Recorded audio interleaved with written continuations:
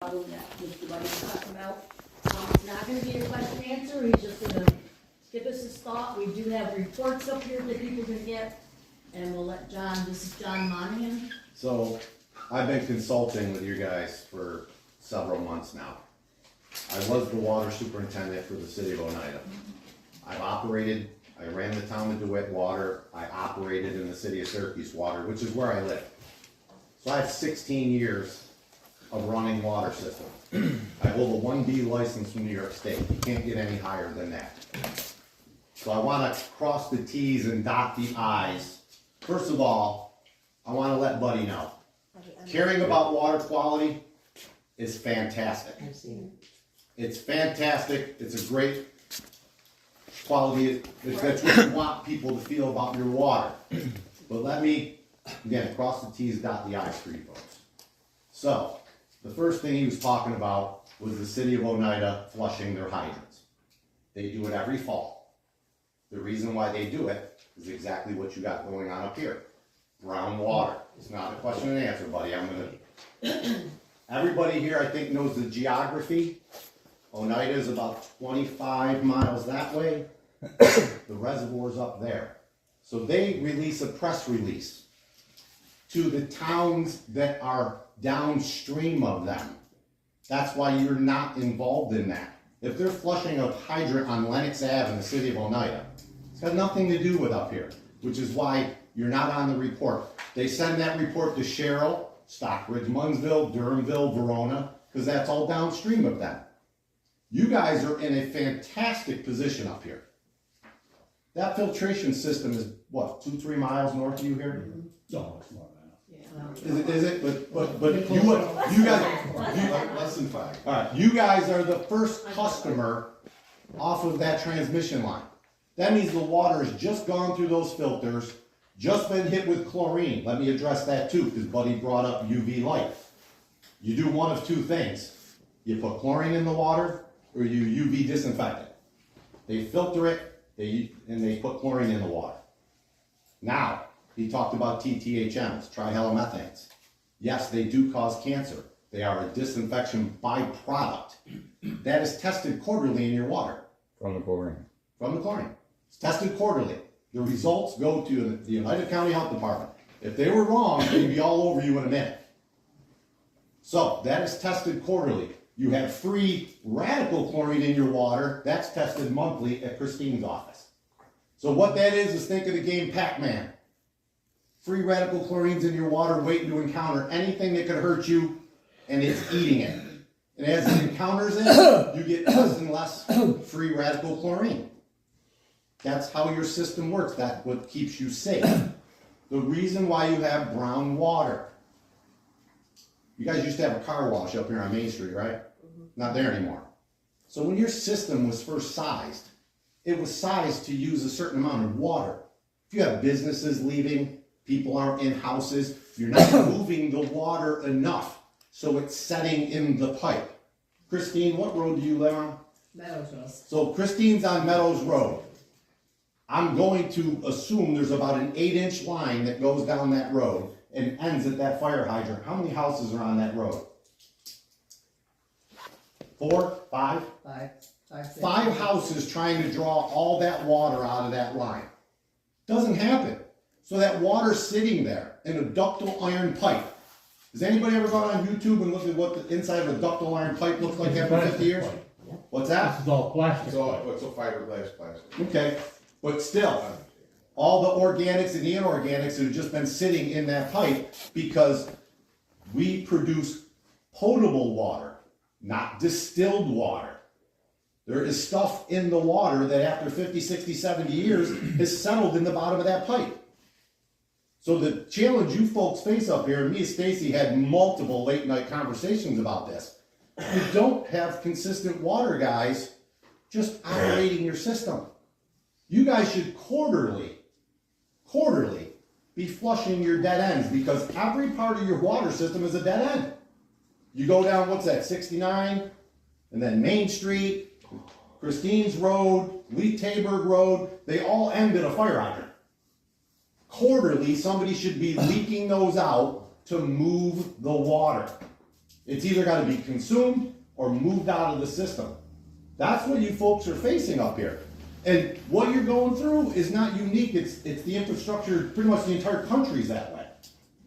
Lead services, right? Talk about lead services. The city of Syracuse has 40,000 lead services that got replaced. Can I ask a question? Yes, Aqua has an automatic flusher, I see. Yes. and you can install them. We could have something. They're about $3,500 a piece. You put them right on the end of the line. They got a little timer in there. You can tell them in the middle of the night, open up for 15 minutes, and then close. But somebody has to. But somebody has to install them. I just was wondering if that was an act. Yeah, absolutely, and they're fantastic.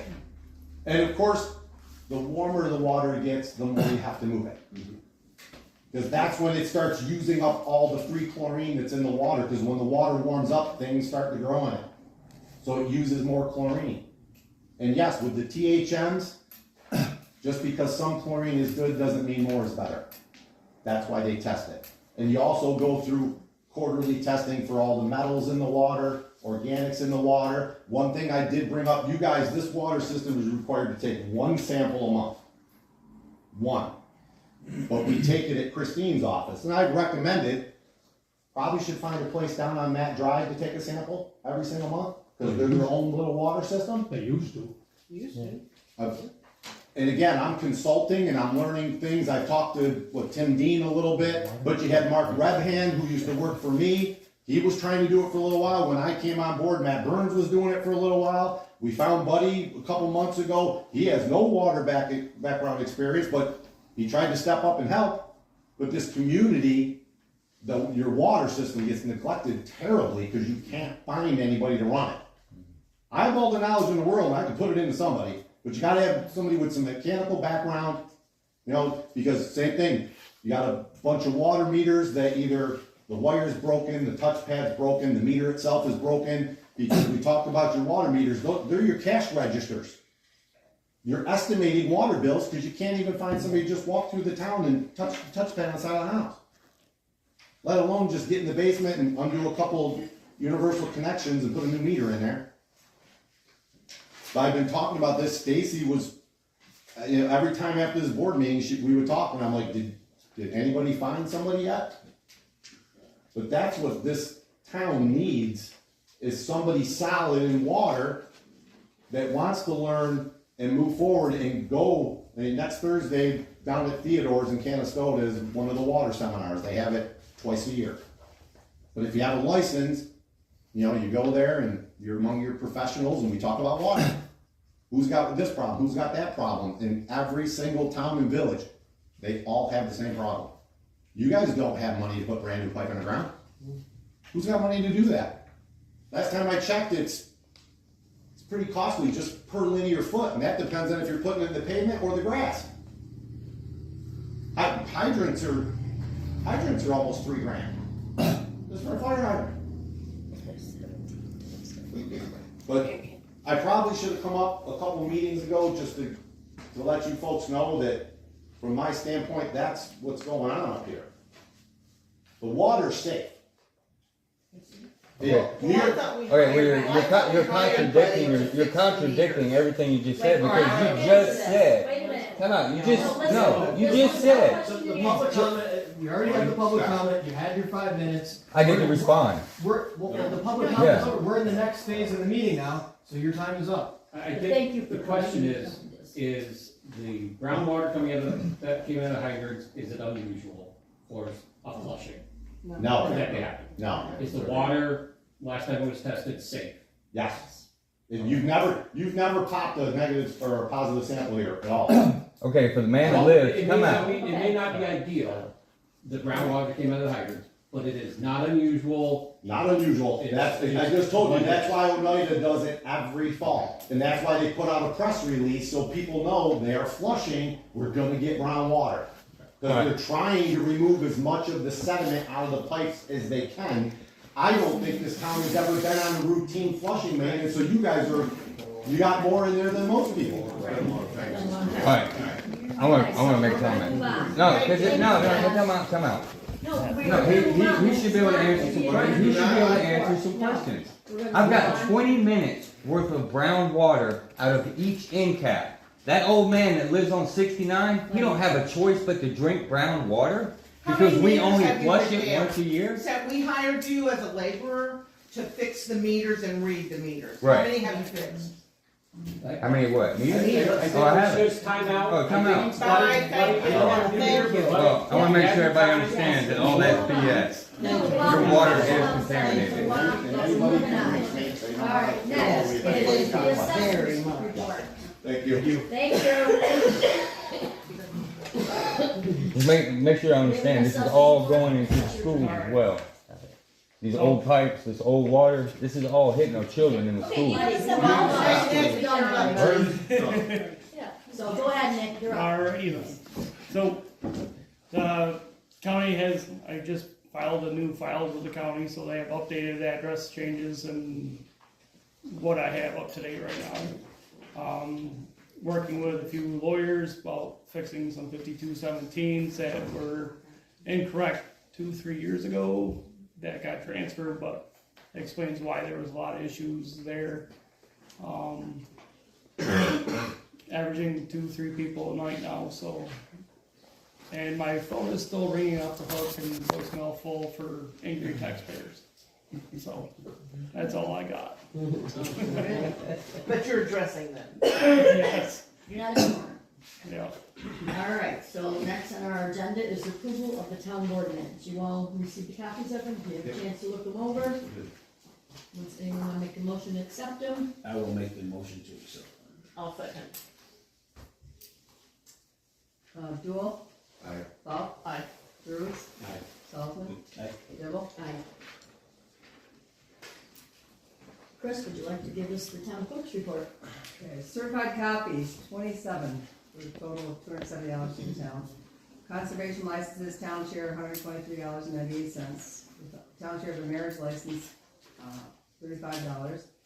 Town share of the dog license is $53. Building permits, $250. Planning board fees, $100. For a total to the supervisor, $131.98. To the Department of Ag and Markets for the spay and neuter program, $7. To the Department of Health, $45. The DEC, $2,177.02, for a total of $3,061. Thank you. Anyone make a motion to approve Chris's, I'll make the motion actually, how's that? To approve your minutes. I'll second.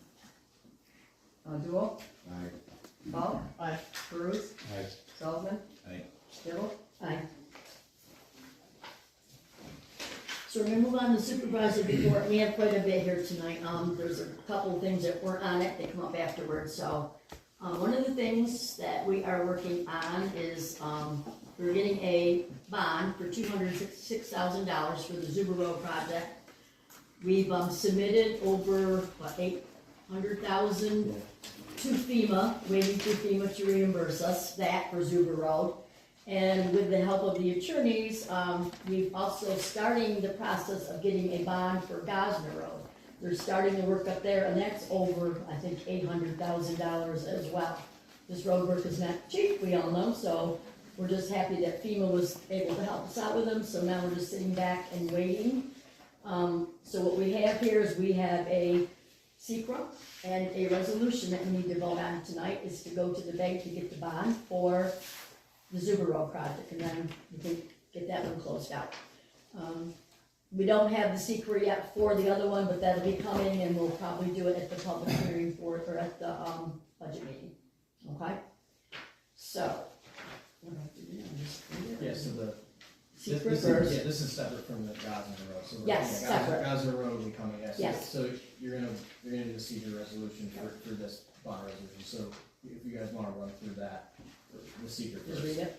Yeah, Whereas the town board in the town of Annsville, Oneida County, New York, the town is considering undertaking a project consisting of construction, reconstruction, widening, or resurfacing of highways, roads, streets, parkways, or parking areas, whether or not including sidewalks, curbs, gutters, drainage, landscaping, grading, or improving the rights of way, or the elimination of any grade crossings or improvements in connection therewith with flexible pavement not specified in local finance law section 11.00A28 or C. And whereas pursuant to New York State Environmental Quality Review Act, the Secret Act, and the regulations adopted pursuant therefore by the Department of Environmental Conservation of the State of New York, being 6 New York CRR Part 617, as amended the regulations, the town desires to comply with the Secret Act and the regulations with respect to the project. Therefore, therefore be it resolved by the members of the town board of the town of Annsville, Oneida County, New York, as follows.